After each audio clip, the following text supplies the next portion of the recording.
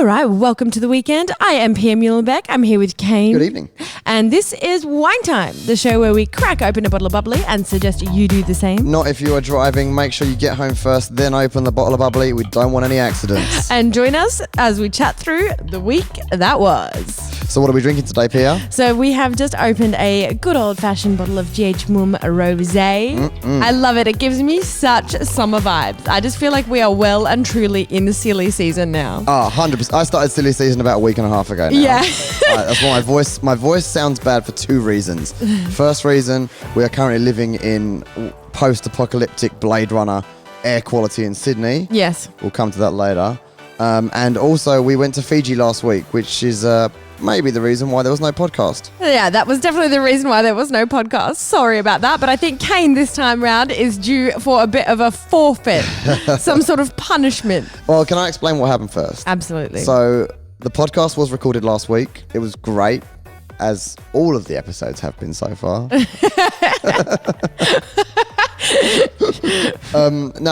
We actually finished a job. I was working on a job for Pandora. The vlog is now up. If you haven't seen the story of our love, it is live on YouTube right now. It's the story of how we met. Yeah, but that video had to get finished before we went to Fiji. So I finished editing it and uploading it at what time? Quarter past midnight? I remember it so clearly because I set my alarm for 2:30 in the morning to wake up. Which is usually the time I go to the dentist. But this time we had to go to the airport. So we actually got 2 hours and 15 minutes sleep. My plan was to push the podcast live when I got to the airport at 6 a.m. or just before I fly at 6 a.m. Yeah. And when we got to the airport, I opened up my laptop, all ready to go, and realised that I hadn't actually copied the podcast file, this thing on the Roadcaster, onto my laptop. So I didn't actually have any access to the podcast.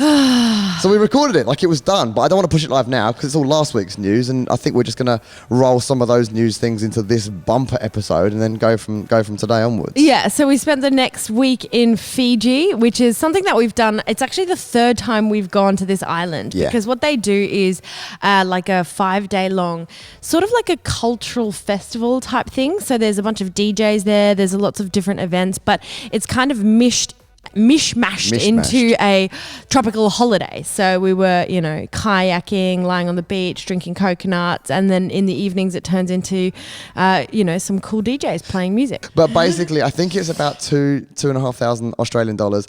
That includes your flights and your accommodation when you're there, and you're on this tiny, tiny isolated island in the middle of the ocean. Yeah. We do have a couple of vlogs from there, so Kane's just editing those together today, and they'll probably be live Monday, right? I can't decide if I'm going to make one mega vlog or 2 mini vlogs. Right now, I've got a lot of incredible footage, so I just got to balance it out. I want to make sure that it's not a vlog that is full of really great cinematic shots, because that can sometimes turn people off. Yeah, but it was tricky filming there and actually talking to the camera, because obviously with YouTube you can't include copyrighted music, and because we were at a music festival it's very difficult to talk to the camera and include all of that footage. So I think there's going to be a lot of cinematics there. So I'm kind of thinking you should be doing one mega video and drop that on Monday. So I think that's what I'm going to do. It's like a little Fiji tropical version of Coachella, but way smaller. Oh, I think it's better. The cool thing is, because it's quite a niche boutique festival,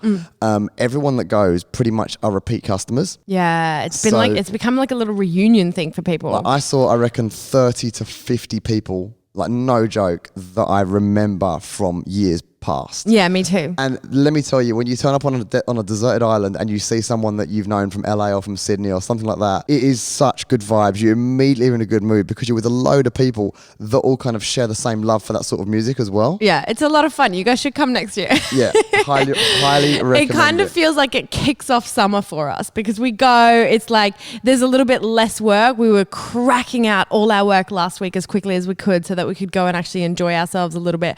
And we vlogged here and there and things like that, but it very much feels like it's kind of the beginning of the holidays. One thing I did want to talk about, I know that I'm going to sound like a scratch record or a Disney employee. I am neither, by the way. But this is a very special week for me, like very, very special. For you specifically?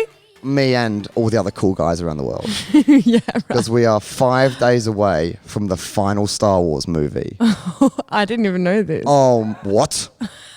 Right, we're breaking no up. idea. I need to get divorce papers right now. Grounds for divorce. So I've been obsessing over The Mandalorian. Now, for someone that has loved Star Wars my whole life, the one thing I've noticed, just because they're old movies, is the picture quality is pretty bad.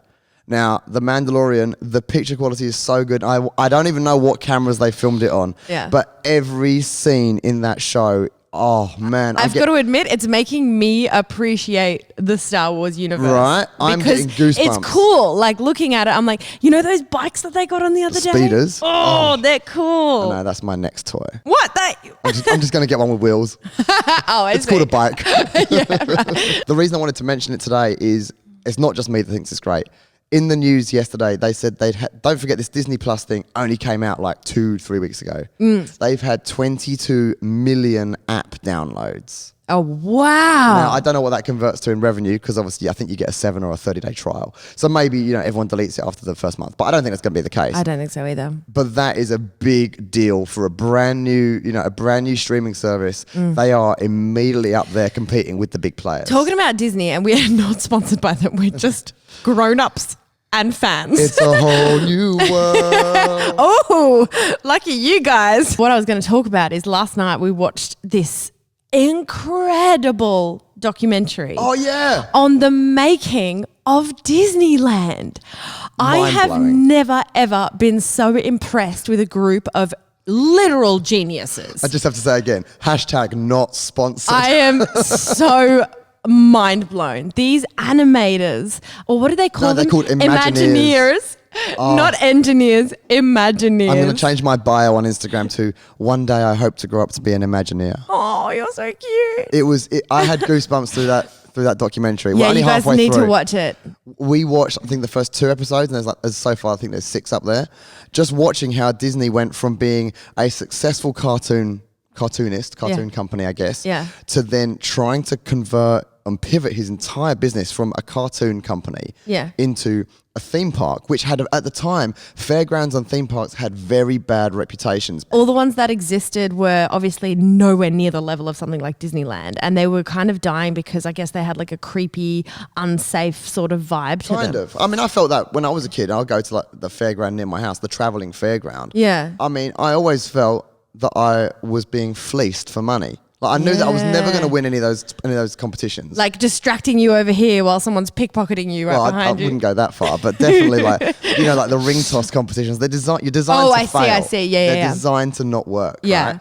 And so I think Disney had an uphill battle trying to create like a fake city. Yeah. That enthralled the population in a different way. It's still to this day the most eloquent example of urban planning. Yes. That's what's so impressive. Like it's not just, oh yeah, what a nice theme park or something. Like the way it's basically a little city, and the way that it's structured is based on Paris. So like there's one is that what it is? Yeah, like there's one central point or central roundabout, and then all the streets kind of, grow out from there, so that you always have a sense of direction. You never feel lost. Yeah. Because you can always say to your friends, oh, we'll meet in the middle. Yeah. And you can always see where that is. My favourite part of Disneyland when I went was the Epcot Centre, which is the experimental prototype city of tomorrow. That's not there though. Yeah, Epcot's in Disney. But not, I thought it was in Florida.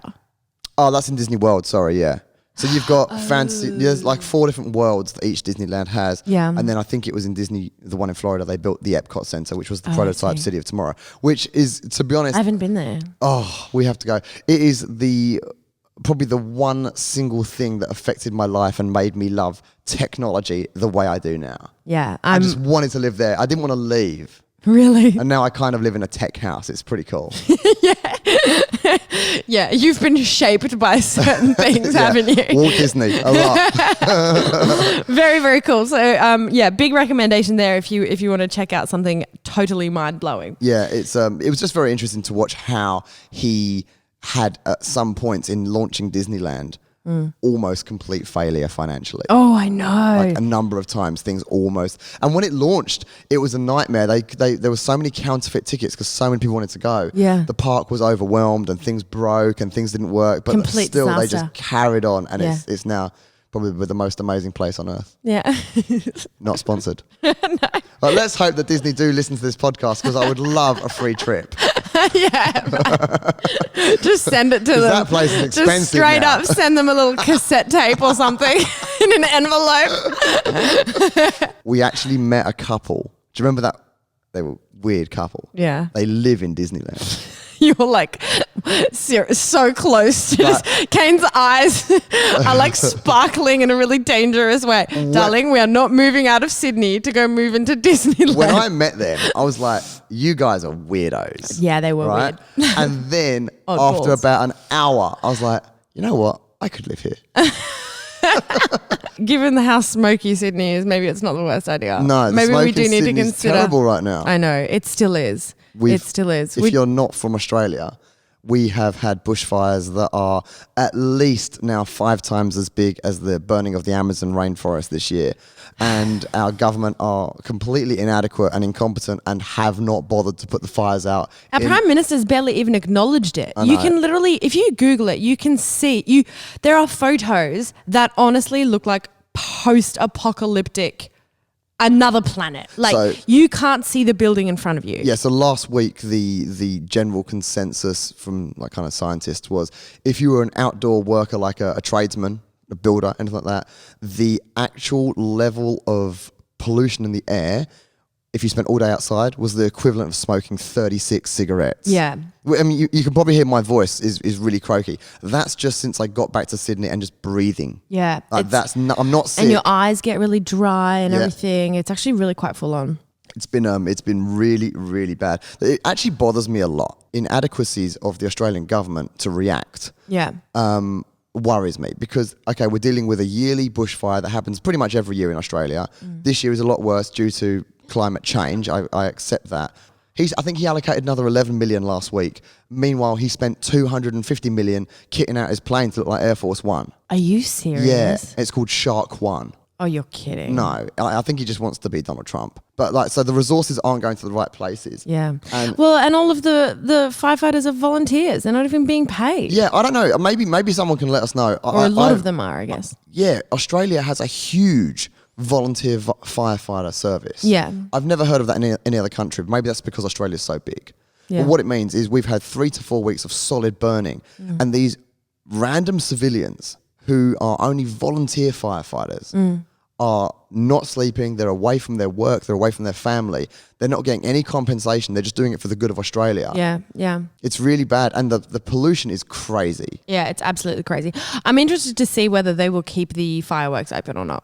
Oh, for the New Year's Eve? Yeah. The Sydney New Year's Eve fireworks are probably one of the biggest events that Sydney City puts on. I think it is like the number one, isn't it? Because we are the first people in the world to get New Year's Eve. So our kind of celebration is broadcasted around the world. Yeah, and it is enormous what they do. But given the pollution and the smoke in the air at the moment, there are a lot of people petitioning to cancel the fireworks so as to not add more fire to the fire. Yeah, look, I don't know how I feel about that one. It's a tough one. I have 2 very opposite opinions. I'm trying to be realistic and look at this objectively, right? Yes.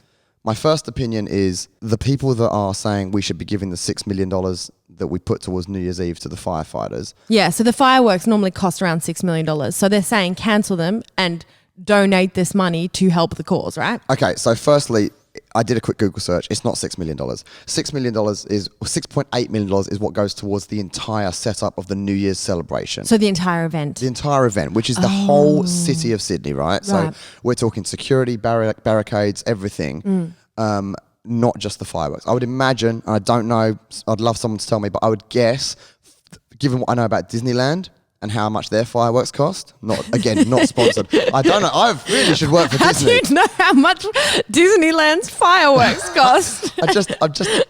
Man, I'm a real Disney fan. This is so weird. Honestly, how do you know? I just know stuff. Yeah, I know stuff. Fireworks in Sydney are enormous. Okay, you really haven't been to Disneyland because no, I haven't. It poops on Sydney. Let me tell you that. No.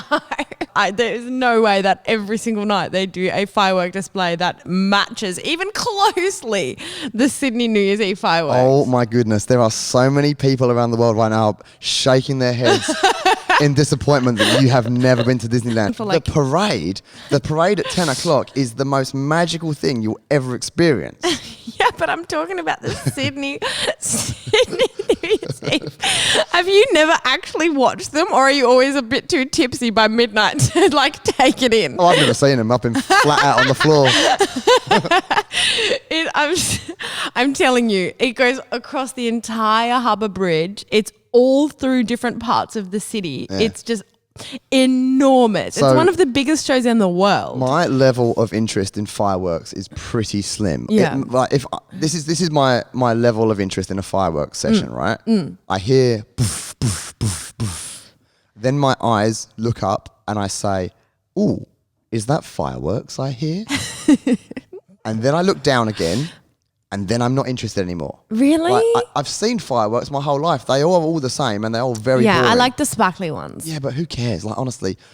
Anyway, we digress. Like, fireworks are boring. But I saw a pretty compelling article saying that Sydney, I understand that this event generates a crazy amount of revenue. It's like something like $130 million was made last year. Yeah. So, we're going back to the firework thing, right? Yeah. I reckon out of that $6 million, maybe $1 million, I don't think more, but let's assume it's $2 million. $2 million is spent on the fireworks themselves. Yes. So the change.org page, it's not a GoFundMe, it's change. It says, say no to the fireworks and give the money to farmers and firefighters. Yeah. Right?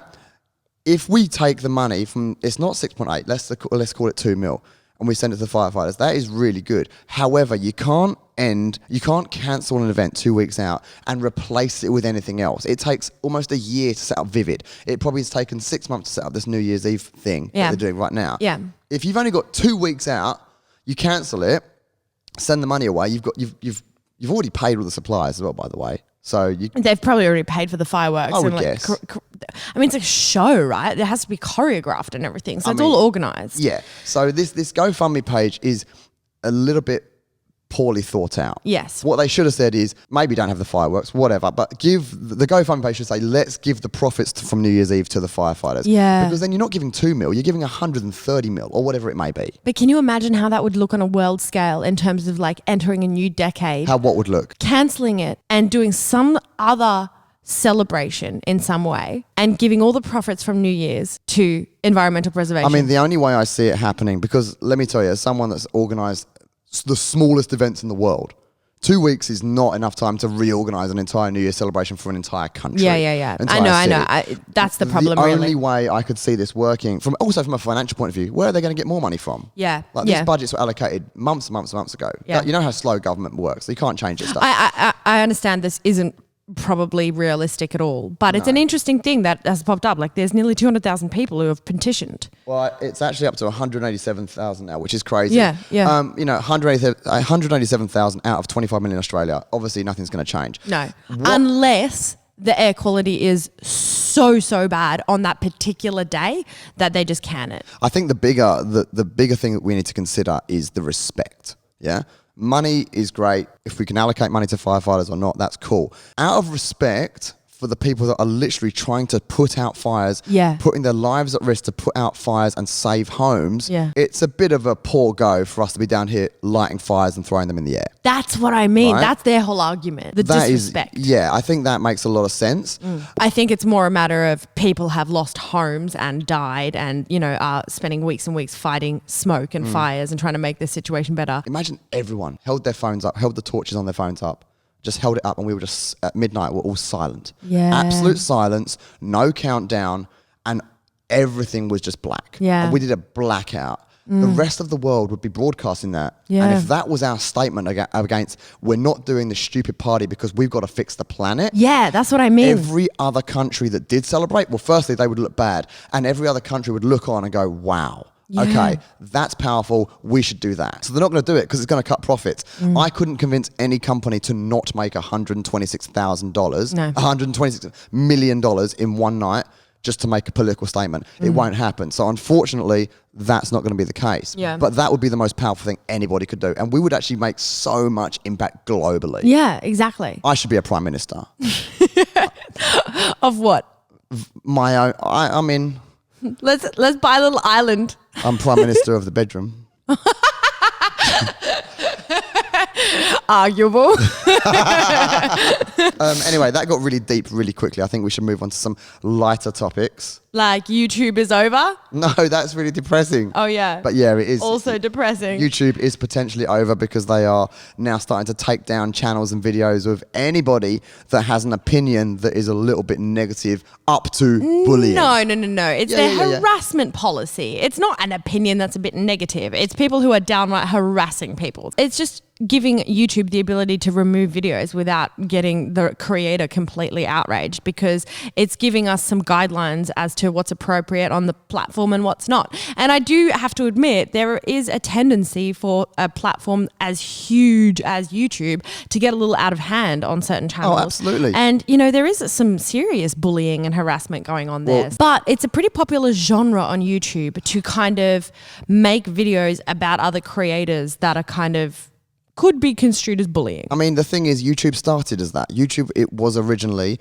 you set up your webcam, you hit record, and you upload your opinion. Now, you can't have an opinion. If you haven't got an opinion that sways one way or another, then your content is boring. Yeah. And I think what people have found is, as content gets created, the more offensive, the more extreme. You look at Jake Paul just uploaded a video yesterday, his music video. His audience are 9-year-olds, and he's literally putting acid on his tongue. I have a whole podcast prepared called Idiocracy, which I want to do properly one day. Just talking about the level of stupidity that we're perpetuating in the world. And that's fine, because I actually don't mind if Jake Paul breeds a million other idiots. As long as my kid is smart, it's going to rise to the top. No way. It'll change culture and what's considered acceptable and things like that. I'm talking about in terms of living a sensible life and being able to make a decent wage. YouTube is a business. I know that everyone's like, it's the YouTube community. It is not the YouTube community. Yeah. YouTube is now just another TV station aggregator, right? They take content from all the best places, and hopefully they become the portal that you go to when you open up your desktop or your phone. And they make revenue by putting ads on it. They only make adverts on content that is kind of not controversial, because big brands like Coca-Cola don't want to advertise on someone that's controversial. So it doesn't actually serve YouTube's interest to even have controversial content on its platform, because they can't monetize it. And let me tell you, with data costs, if you're streaming a 4K video and there's no ads running on it, you're costing YouTube a load of money in data fees. Yeah, so they're looking for middle of the road content, nothing too offensive, nothing aimed at children, and nothing that's going to offend a large chunk of the population. Yeah. With that being said, go check out the diaries on youtube.com/Kane and Pia. It's the best stuff on the internet. Good old fashioned middle of the road content. They're now kind of the aggregator of all different forms of entertainment, even things from TV. So now if they can get that kind of content, why would they want something that's explicit or bullying content on there? They don't. They just want to make it a great platform. And again, you've got to think, if YouTube is a business, what do they want? They want the entire family watching YouTube instead of watching TV. Yeah, exactly. And that is largely happening. I think when we went to Brandcast this year, whatever it was called, and it showed the difference in TV viewing and how it's just slumped. It's dropped off the floor. Yeah. And how YouTube is going up. People are getting home and opening their Apple TVs or their Chromecast and just going straight to YouTube. You can't have a platform where the whole family watches, where you can give the remote to your kid and within 2 clicks they're getting content that is the most offensive stuff you've ever seen in the world. Yeah. YouTube don't want that, and the brands who are advertising on YouTube don't want that either. Exactly. So I really get it, but also there is this element of, YouTube crossing the line when it comes to freedom of speech, because they kind of maybe are a little bit. Yeah. It's a very, very tricky thing for them to try to maintain. Do you know what I saw the other day, actually? Google released what Australia's top searched things were. The zeitgeist. And the first one was, how to prepare for an apocalypse. I have got a go bag in my cupboard that I always keep ready to go. I bought Ken this years ago. It's like this little survival pack with like a little torch and one of those little Stanley knife things. A little portable heater. Yeah. A little thing to make fire. One of those silver sheets that athletes have to keep themselves warm. I'll be fine. You guys might laugh, but let me tell you, when the apocalypse comes, I'm good. Honestly, you look out the window. I'll be in my Tesla. I'll be fine. Biohazard mode. Bio defense mode activated. I'll be sitting there vlogging it. I also saw that Peloton, that electric bike company, the exercise bikes. Yeah. They could come under more scrutiny this year. Everyone's up in arms about their ad, which basically was just a wife and her husband gave her an exercise bike for Christmas. And then she kind of films herself using it for a year and then shows him the video of her using it and is like, thank you, I love it. I think it's because it's like the 2019 equivalent of buying your wife a vacuum cleaner. Oh, is that what people are up in arms about? Yeah, it's like, hey, chubby, I bought you this. People are so weirdly outraged. I've got to be honest. I just don't see that much of a problem with giving your partner fitness equipment. I mean, I think there's a lot of one-way outrage I see at the moment with the sexes. And it is a little bit, as a man, I'll be honest, it's a touch annoying. So are they saying that it's sexist to give your wife something so that she can self-improve herself? I mean... It is, right? But then by that standard, isn't makeup sexist? Isn't any fitness equipment, a gym membership, anything like that? Okay, that's an interesting one. Maybe this is where it gets so granular and, in my opinion, stupid. Yeah. You can go buy yourself lipstick because you're self-empowered. But if you give it to me and suggest that I look better, danger, stranger danger. Stranger danger. Yeah, it's very difficult. I saw this thing, Meshki, the clothing label. Yeah. They posted something, a meme yesterday that said, when you're 35, you're going to bump into the boy that broke your heart when you were 19 and you're going to laugh because he's now bald. And are people outraged? I was. Yeah. I'm bald. You're outraged. I wasn't outraged, actually. I was just like, you know what? Screw you. Do you feel body shamed? Yes. I went bald at 13. I don't know. I had kind of weird alopecia sort of thing happening. So all my hair like fell out. It was bad. I had to go special hairdressers. At one point, one hairdresser made my hair like a bouffant, like Prince. Oh, no.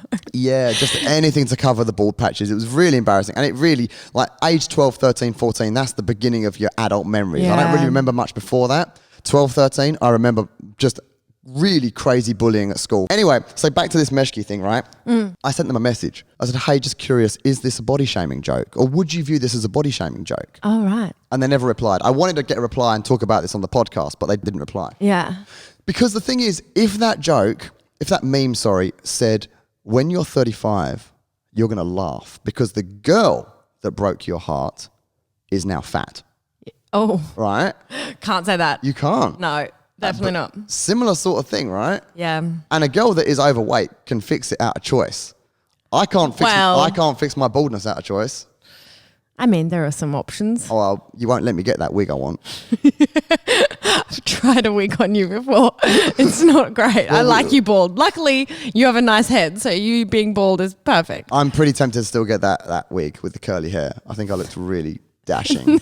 Please don't let Kane get a wig. If this podcast gets another 50 5-star ratings, I'm going to be wearing a wig in the vlog from next week.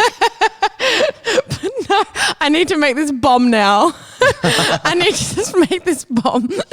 This can't get 50 more 5-star ratings. No, but this outrage culture, it's definitely getting worse. I think a lot of people realise if they are outraged publicly, they get a little bit of extra attention. Oh, it's a serious thing now. Like outrage culture, it's become a actual part of our culture. And people's default reaction to anything that offends us now isn't like a reasonable discussion or a little bit of, discourse about a particular topic. It's just immediately goes to outrage. Well, I think a good example is, what was her name? Hang on, let me take a look. Alex Bozargian. I can't pronounce her name properly, but the reporter that got her butt slapped in the marathon this week.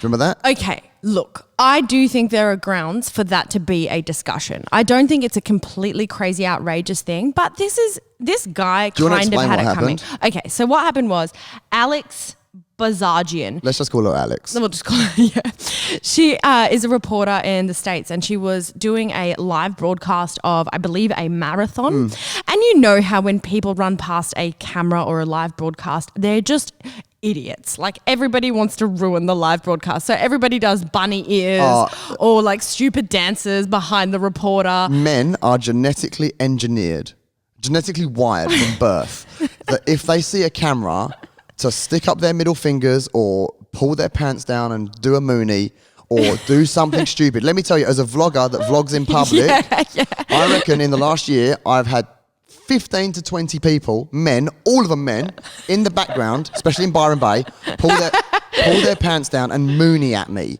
whilst I'm vlogging. It's delightful. And I'm like, oh my goodness, why is that funny? Yeah, I don't understand why that's funny It's either. a man thing. It's just the most simple form of humour. It's somebody who can't string together an actual joke has to do that to get a laugh from his mates. Yeah, exactly. But anyway, so this guy was kind of running past in the marathon and everybody was doing, like a wave or something like that. He runs past and slaps the reporter, a young girl, on the bum. No, I'm going to come to his defense. He apparently tapped her on the back. He says he tapped her on the back. He clearly, full on, hardcore, slapped her on the bum. She was so taken aback. The wind was her breath was taken away. No. She couldn't believe that somebody had just run past and slapped her on the butt while she was in the middle of her job. She was in a professional environment doing a live broadcast to millions of people and got slapped on the butt. So obviously that is crossing the line. We have now well and truly established that men should just really, everyone should just really truly keep their hands to themselves and not pinch girls' butts, especially not in a professional environment or anything like that. It is weird, and I'm not making excuses for the guy at all because I think he's really messed up. He's a 43-year-old man. Yeah, he's also got kids. Married. He's a pastor or a youth minister. And I think he's a Boy Scout leader. He's probably in his community. He's probably a really angelic character. So I do believe this is a lapse of judgment. I don't believe that what you're seeing is his day-to-day. Do you know what? I think because he's in his mid or late 40s or whatnot, I think he just hasn't realised how inappropriate that is now, because I feel like 10 or 20 years ago, it was a lot more commonplace for a guy to slap a girl on the butt in a joking manner. Have you seen the TV show Mad Men? Yes. It's pretty much it's crazy. Yeah. So growing up in that kind of environment, I think especially the older generation have not quite grasped how inappropriate that is now. Yeah, I think so. You know what I mean? So I think for him, he probably didn't mean it to be a crazy, malicious, sexual harassment type situation. Yeah, I don't think he went into the situation thinking this is going to be a sexual assault. I don't think he went into this situation thinking this is going to ruin my life, lose my job. Maybe. We don't know if he has lost his job. Well, he's now on many TV stations and she is hamming it up and looking to press charges. So look, again, come back to the outrage culture thing. If that was me and I had my bum slapped, I would have been happy with a private apology and then moved on. Yeah. I would have gone, look, I get it. We all make stupid mistakes. A private apology doesn't mean anything if he did it on live TV. That's the problem. She could have tweeted, he apologised, I'm cool. But she has taken people aren't satisfied with that anymore. That's right. She's taken it to the next level, and as a man, I can't say whether that's right or not because I've not been in that situation. So let's go with what she's doing, and she's kind of really amplified it. Maybe she was actually kind of okay with it, but for the sake of other women around the world who have to put up with this stuff in private in their offices, she's taken a stand so that the entire planet now knows. Oh, inappropriate. That is inappropriate. Yeah, he's being made an example of. Yeah, so from that viewpoint, I think it's good. Yeah. I do feel very sorry for the guy because when you watch him in his interview, I'm like, you are potentially going to have a difficult few months ahead of you. Yeah, I just don't think he realised the repercussions that he'd be facing. No. The other thing that people are now outraged about is the former Miss Ukraine. So she won Miss World in the Ukraine. In the Ukraine, yeah. She actually won the title, and then about a week or two later, the organisers found out that she had a 5-year-old child and she was stripped of her title. They took her. You win a fair bit of money, so they took all her money back. Like $50K, and you win a few year-long contracts. The girls in Australia win contracts with Colgate and stuff like that. It's a pretty big deal. Yeah, and so she was totally stripped of the title because she has a kid. Now she did actually enter the competition and lied on the application form. She said that she didn't have a kid. Well, now she's going, to the press and threatening to sue the Miss World organisation for discrimination. These kind of rules have no place in modern society. I'd completely disagree. A young woman, do you? 100%. What? So because a young woman has a baby, she can no longer become Miss World? No, it's not about the baby. It's not about Miss World. It's not about being a woman. It is about setting the precedent that you can go into a competition or into an event, understanding the rules, signing your life away on the waiver saying I agree to these rules, and then afterwards when you're busted, well, I'm suing you then. That is outrageous. I think the cut-off age for Miss World Australia, I think it's 28 or 27, something like that. Right. Imagine you entered at 29 and you lied and you signed it and said yes, and then you got your title stripped of you because it came out you're actually 2 years too old. What are you going to do? Oh, I'm going to sue you for age discrimination. Yeah. You can't do that. You can't. That's crazy. Well, people are backing her up here. Well, I mean, I do idiots think are backing her up. No, I think. Look, I understand that she entered this knowing that she was lying on the application form, but I do think the conversation needs to be had as to whether or not these rules are archaic. You've got to separate out the situation and the person from the precedent of what it is to understand rules. Now, I don't like the rule that. But why do the rules exist? It doesn't matter. It's a private competition. The rule in my house is none of my friends can come in and smoke because I have a smoke-free house. Yeah? If somebody comes in and starts to smoke and I say, no, get out. And they sue you for discrimination. It's my rule. I can do what I like. It's a private house. Miss World is a private competition. Yeah, okay, fair enough. I don't think it's a publicly traded company. I don't know. I might be wrong. It is private because Trump used to own it. Like, here's he used to own Miss USA. Whatever, same thing. It's all, it's a beauty pageant, right? I mean, we're quibbling over people that are literally being judged on how hot they are. This is crazy. I know there's the personality aspect. No one's judging the girl because she likes horses and hopes for world peace. They're judging her on her figure, her teeth, and her hair. Yeah. That's it, right? Yeah. But look, she's getting a lot of traction and people are now outraged at the rules. But it's great. Again, outrage culture wins for the idiots, doesn't it? So she's outraged. She's getting way more attention. I didn't even know this girl existed, and she's the winner. Yeah. Now the whole world knows she exists. Once again, outrage culture wins. Yeah. She's probably going to have a huge career now. Honestly, this outrage culture needs to stop because what is actually happening is people are being outraged constantly at things that kind of don't really deserve to, they're not outrageous things. I saw this study that was from slate.com and for about a year they wrote down everything that people were being outraged by. Yes. And what they ended up concluding at the end of the year is that the same kind of level of response happened for something that was pretty much a minor event as something that was truly an outrageous event. Well, yeah, because nobody responds to anything really. We'll just go, oh, that's terrible, and we type it out on Twitter how angry we are, and then we get on with our lives. No one actually responds to anything anymore. That's right, and it gets this huge backing for a while. Then everyone's outraged, and then it might turn into an apology, and then we move on and find the next thing to be outraged by. But what is happening? It's like the kid who cried wolf. Yes. It's like we're constantly outraged by all these things that don't actually deserve, they're not outrageous things. And when something that really, truly deserves our attention, we no longer have the words or the capacity we just don't deal with it. to feel outraged by it. Yeah, I know. It's really crazy. It's very, very strange. But hopefully it will get better. I think the only thing we really need to be focusing on right now is our planet. If we can make the planet happy, I think everything else will fall into line. Agreed. All right, I'm using our conspiracy theory music for the Q&A today. Well, why? I just really like this song. And you don't have a conspiracy theory, I assume. Oh, no, I forgot to research one. So you desperately want to include this song in the podcast. I sometimes like a bit of audio in the background. Kind of good vibes, Yeah. Dun, dun, dun, dun. All right, it is now time for Talk to Me in My Ears, the best segment of today's podcast. The segment we've all been waiting for. Everyone's been waiting for this. Judging by the number of questions that are coming in, I think people actually really like it. It's really fun. I love listening to you guys' voices. It's a really different feeling to reading comments in like a comment section. Actually hearing you guys, send in a voice memo is super cool. Yeah, so if you don't know, you can click the link in the description of this podcast and it will go to anchor.fm/ I think our names, and you can leave a voice message. You don't know? Did you just give a link and you don't know? Yeah, I forgot. / I think our names. Don't type I think our names. Just click the link. Go click the link and you can send a voice message directly to us, which is linked straight into our mixing desk here. Yeah. So we can play back your questions in real time, and it's like a real interactive thing, which I love, because what I've found is when we see people in the street, people that meet us and come say hi really feel like they know us. Yeah. Because they watch the vlog, or they listen to this or anything like that.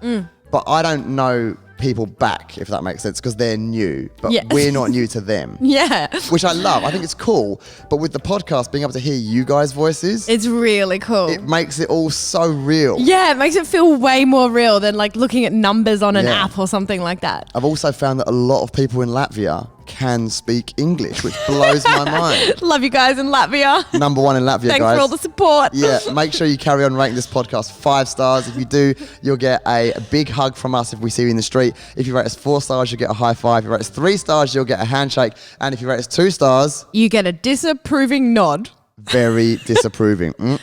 Maybe even a, what do you call this? A finger wiggle? A waggling finger of disgust. Yeah. I don't know. We're going off on a major tangent. It is now time for Talk to Me in My Ears, and our first comment is from Sophia. Hi, Kane and Pia. My name is Sophia, and I'm from England. I've been watching you guys for a few years now, and I love everything that you do. Oh. And I love how happy and joyful you are all the time. But on that note, I have a question for Kane, and it is, how did you become such a skeptic? Was it a series of moments or a moment in your life where you decided to be skeptical about everything? Because I've noticed listening to your podcast that you are a very big skeptic, and I found it intriguing. And secondly, how do you remain so joyful and happy when you are so skeptical about everything? Because all the pessimists I know are quite grumpy, especially in England. So, yeah, I just thought it'd be interesting to know how you find the balance as well. Oh, that is Love you guys. such a funny message. You are skeptical. I didn't realise I was a skeptic. I like to always view myself as a realist. I'm the person that will look at things and I try and, or maybe I'm completely wrong. Judging by that, maybe I'm wrong. But I've always thought that my opinion is straight down the middle, accurate. You just think you're always right. See, I'm without a doubt an optimist. I've always thought I'm the voice of reason. Yeah. And I did a test the other day. I mean, this might not be accurate, but I did a have I got ADHD test online, right? And it said that one of the core traits of what I actually, it turns out I do have ADHD. Darling, you cannot do an online test and medically diagnose yourself with something. I'm not medically diagnosing myself. You just said, turns out I have ADHD. What did you fill out? A dolly quiz? No, it was like 20 questions. Online? Yeah. Oh my God, that is like the number 1 rule of medicine. Yeah, don't Google it. Don't Google your illness. I know. But I have been struggling a lot recently with my ability mentally to focus. I'm really noticing, and it's like, the reason I did this test is because it's been deteriorating rapidly over the last few months. So now I'm finding I can focus on something for 5 minutes, then I grab my phone and I open Twitter, then I get bored of Twitter, so 30 seconds later I open a browser on my computer, and my brain is so fried that I'm opening Twitter on my browser and it's already open on my phone. Yeah. And then I go back to my phone, open it, and it's like I'm really struggling with concentration. And I've kind of thought back, wow, that's kind of how it's been my whole life. So that's why I did the ADHD test, and it turns out that maybe I should consult a medical professional. Yeah, it didn't give me the all clear, put it that way. But in terms of being a skeptic, I am very skeptical. Until I met Pia, a lot of things in my life went wrong, right?